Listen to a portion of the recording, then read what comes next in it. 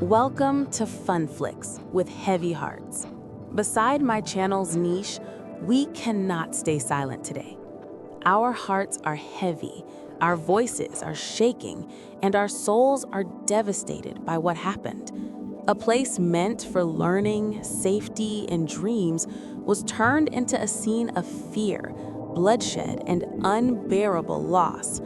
We strongly condemn this cruel and senseless act of violence.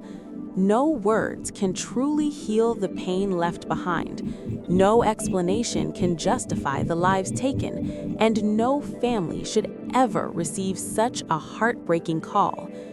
What unfolded at Brown University is not just an incident, it is a tragic reminder of how fragile life is and how deeply gun violence continues to scar innocent communities. Gun violence has once again brought unimaginable pain to innocent lives. On Saturday afternoon, December 13, 2025, Brown University, one of the most prestigious Ivy League campuses in the United States, was plunged into chaos and heartbreak when gunfire erupted in the Barris and Holly Engineering and Physics building as students were sitting for final exams and study sessions. The sound that should have been that of pens on paper was instead shattered by bullets, leaving 2 students dead and 9 others wounded, many of them critically. The scene was described by those present as sheer terror. Students dove for cover beneath desks, friends shielded each other, and screams echoed down hallways as the active shooter incident unfolded. Within minutes, the university's emergency alert system blared warnings, telling everyone to lock doors, silence phones, and stay hidden, while law enforcement swarmed the campus. Police, firefighters, and emergency medical teams arrived quickly, with authorities establishing a shelter-in-place order around the campus and neighboring streets. A massive response involving more than 400 officers, including local, state, and federal agents from the FBI and ATF, combed the area in an escalating manhunt for the suspect. Yet, as night fell, the individual responsible was still at large, described by Deputy Police Chief Timothy O'Hara as a male dressed in black who fled on foot toward Hope Street, with no confirmed identity or arrest made by early Sunday. Brown University officials and law enforcement repeatedly stressed the uncertainty and fluidity of the situation. In the initial confusion, an early emergency notification mistakenly stated a suspect had been taken into custody. That information was later retracted by both the university and police, underscoring the chaos of the scene and the difficulty investigators faced in the immediate wake of the attack.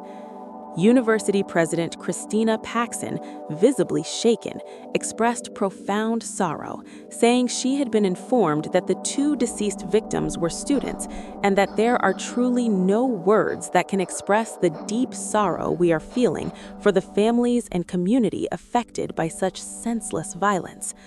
The wounded were rushed to Rhode Island Hospital, where doctors fought to save lives. Several remained in critical but stable condition. Providence Mayor Brett Smiley and Rhode Island Governor Dan McGee addressed the public with heavy hearts. Smiley reassured residents that there was no specific additional threat identified at that time, but urged vigilance, cooperation, and support for those suffering. McGee echoed prayers for the community, thanking law enforcement and urging people to avoid the area as investigators worked around the clock. National political figures also responded. U.S. President Donald Trump, speaking from the White House and on his social platform, decried the tragedy as terrible and offered prayers for the victims and their families, although early statements mistakenly referenced an erroneous report of a suspect's arrest before correcting course. The broader effects of this incident have been profound. A campus known for academic pursuit is now marked by grief and trauma. Students and faculty from around the world are left shaken, worried about safety not just at Brown, but at colleges everywhere. Parents and families have flooded to Providence, anguished by the images of loved ones caught in panic and fear. Community leaders, survivors, and gun violence activists renewed urgent calls for stronger protections and reforms, highlighting once again that such mass shootings have become tragically frequent across the U.S., especially in educational spaces where young people gather to learn.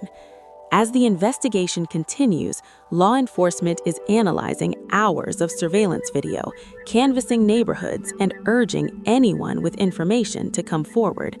The suspect's motive remains unknown, the weapon used has not been publicly identified, and questions linger about how access was gained to the building and whether the attack was targeted or random. What is painfully clear, however, is that a thriving academic community has been forever altered. Families are in mourning, and a nation once again confronts the grim reality of gun violence.